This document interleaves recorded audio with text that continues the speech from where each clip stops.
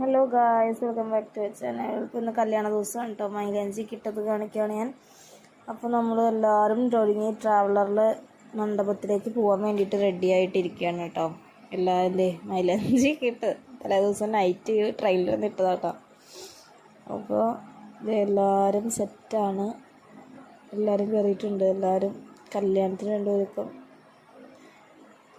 ട്രാവലറിൽ ഇങ്ങനെ ഇരിക്കുക കേട്ടോ മണ്ഡപത്തിലേക്ക് പോകാനായിട്ട്. അപ്പോൾ ഞാൻ എല്ലാവരോടും നോക്കാൻ പറയും. എല്ലാവരും ഫോട്ടോയാന്ന് വിചാരിച്ച് നോക്കുകയാണ് കേട്ടോ. എഴുന്നേറ്റൊക്കെ വന്ന് ഫോട്ടോ എടുക്കാൻ വേണ്ടിയിട്ടാന്ന് വിചാരിച്ചു, പക്ഷേ വീഡിയോ ആയിരുന്നു ഗൈസ്. അങ്ങനെ കുറച്ച് എൻ്റെ വക പാട്ടൊക്കെ ഞാൻ ചുമ്മാ പാടിയിട്ട് ഞങ്ങളുടെ മണ്ഡപത്തിലെ ബാക്കി വീഡിയോസുകളൊക്കെ കാണിച്ച് തരാം ഗൈസ്. എൻ്റെ വക കുറച്ച് ഇതെന്തിപ്പോൾ എന്താ പറയണമെന്ന് ഞാൻ മറന്നു കേട്ടോ.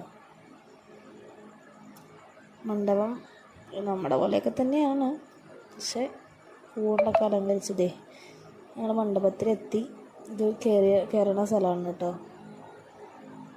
ഫുള്ളിങ്ങനെ പൂവൊക്കെ വെച്ച് അലങ്കരിച്ച് രണ്ട് സൈഡിലും കർട്ടൻ്റെ സാധനമൊക്കെ വെച്ചിട്ടുണ്ട് കേട്ടോ. നല്ല വെയിലായിരുന്നു ഗൈസ്. പിന്നെ അവിടെ ഒരു ഗണപതിയുടെ ഒരു വിഗ്രഹം വെച്ചിട്ടുണ്ട്. പിന്നെ കയറി ചെല്ലുമ്പോഴത്തേക്ക് നമുക്ക് പനിനീര് നമ്മളെ തളിച്ച് നമുക്ക് ചന്ദനമൊക്കെ തൊടിയിച്ചിട്ടാണ് അകത്തേക്ക് കയറ്റുക. അപ്പോൾ എല്ലാവരും അതിന് വേണ്ടിയിട്ടുള്ള തിക്കും തിരക്കുമാണ് അവിടെ കാണുന്നത്. പനിനീര് തളിച്ചിട്ട് ചന്ദനമല്ല,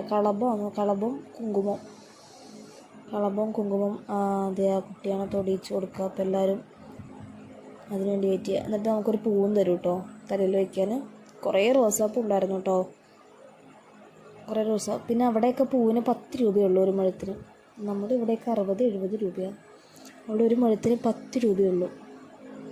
മുല്ലപ്പൂവിനും ഏത് പൂവിനായാലും ഒരു മുഴത്തിന് 10 രൂപയുള്ളൂ. പിന്നെ കൽക്കണ്ടം വച്ചിട്ടുണ്ടായിരുന്നു.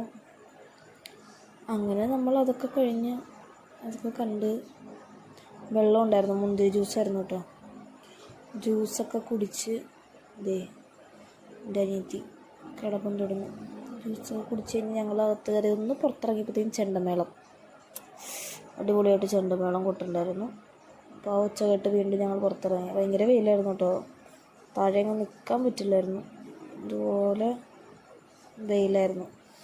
അങ്ങനെ ഇവരെ സ്വീകരിക്കുന്ന ചെണ്ടമേളം കൊട്ടിയിട്ടാണ് ഇവരെ സ്വീകരിക്കുന്നത്.